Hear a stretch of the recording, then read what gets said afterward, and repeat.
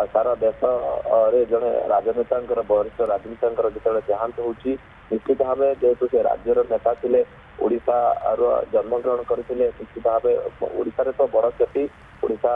यदि आप कहे राजनीति जगत में गोटे बड़ क्षति निश्चित भाव सारा देश में बर्तमान शोकर छाया कर खास कर आप देखिए दिल्ली कर्मभूमि होता 80 दशक से राजनेता होते जमीक आप कहते 1980 मसीह से मंडल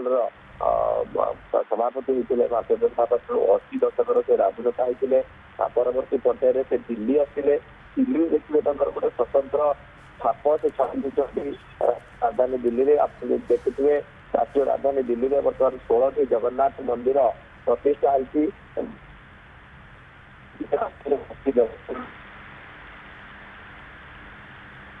भाव दायित्व तुलाई से अपूर्णित दान करते विभिन्न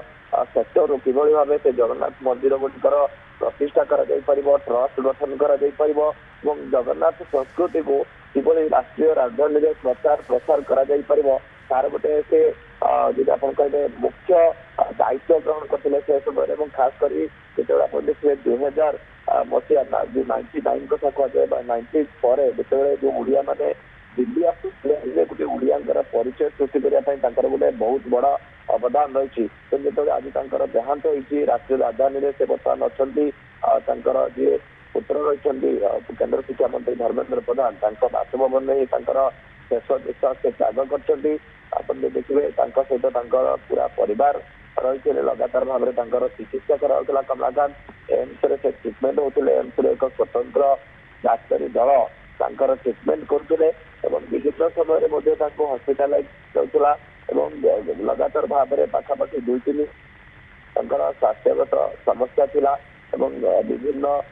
रोग से पीड़ित थे किंतु या मध्य देखिए विभिन्न राजनेता केवे भूली ना राजनाथ सिंह कथा कहतु निकट में मुख्यमंत्री पवन चरण मांझी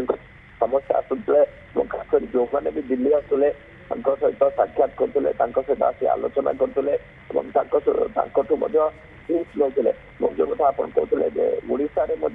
भारतीय जनता पार्टी जो ग्रोथ मैप जो भारतीय जनता पार्टी जो फिगर पड़ी जो संख्या वृद्धि भितर गोटे बड़ अवदान था खास कर जो कथा आप कहते जन्मग्रहण करते जो स्थान से स्थान में आप देखिए गोटे भल इमेज था जड़े डाक्तर भाव में जड़े सेवा करुले से लोकंर जहाँफल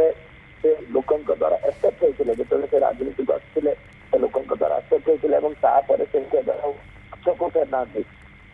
राज्य विधानसभा दिल्ली संसद पर्यटन यात्रा था मंत्री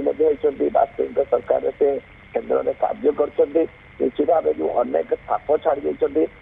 समस्ते बर्तमान मन पकाउं बर्तमान जेहेतु दिल्ली में पार्लियामेंट चलती संसद चली तो देखिए निश्चित भाव गोटे बड़ भीड़ परिलक्षित हो बर्तमान किसी समय मध्य केन्द्र शिक्षा मंत्री धर्मेन्द्र प्रधान।